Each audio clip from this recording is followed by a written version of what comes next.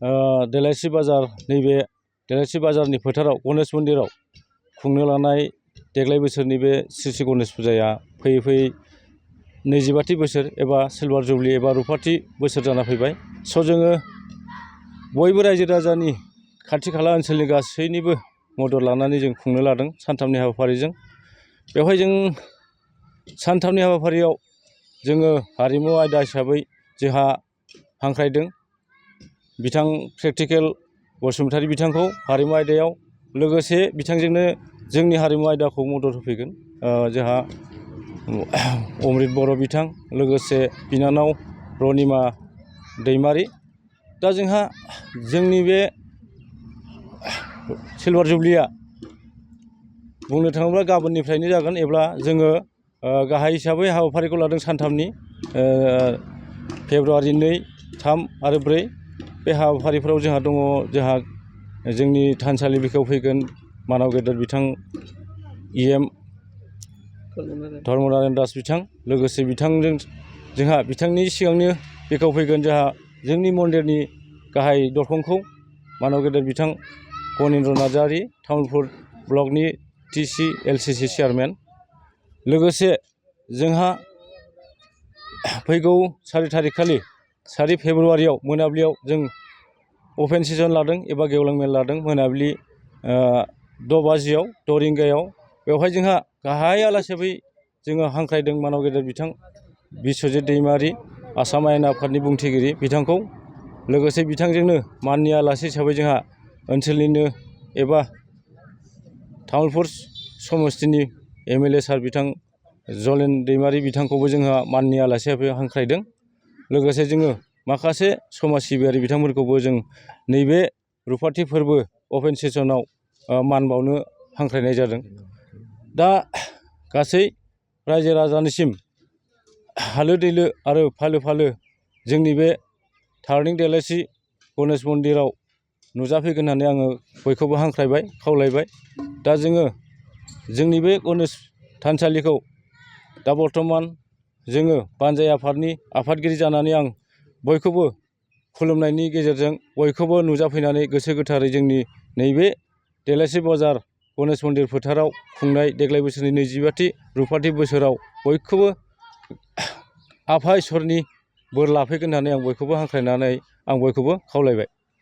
थ' जोंहा दिनै फैयै फैयै माने बे गणेश फुजाया 25 बोसोराव हाबबाय। दा बेनिखायनो जोङो दा सिलभार जुबलियाव हाबनाय हिसाबै जोङो गिदिर खालामनो नागिरदों। आरो लोगोसे जोङो दिनै बुंनो थाङोबा लकडाउननिफ्राय गिदिर खालामनो हायाखै आरो दा बिनि सिगां जों गिदिर खालामदोंमोन।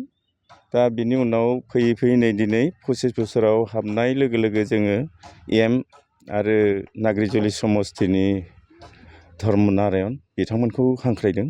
आरो लोगोसे जोङो दिनै दरंगाजुलिनि MCLA बिजितगोरा नार्जारि बिथांखौबो जोङो हांख्रायदों। आरो लोगोसे आसाम मन्त्रि जोंहा बिस्वजित दैमारि साराबो नुजाफैगोन आरो गेवलां मेलाव। दा बेखिनियानो।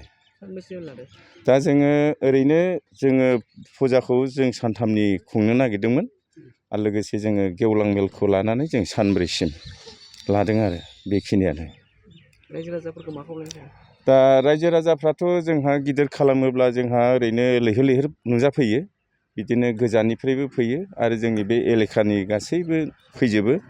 आरो लोगोसे जोंहा आदिबासि नेपालि गासैबो फैजोबो आरो माने बे मन्दिरा जोंनिया जाबाय जेनेरेल, अखल बर'निल' नङा, जोङो बेखौ जेनेरेल हिसाबै जोङो बेखौ बोसोरफ्रामबो खुङो आरो बेखिनियानो।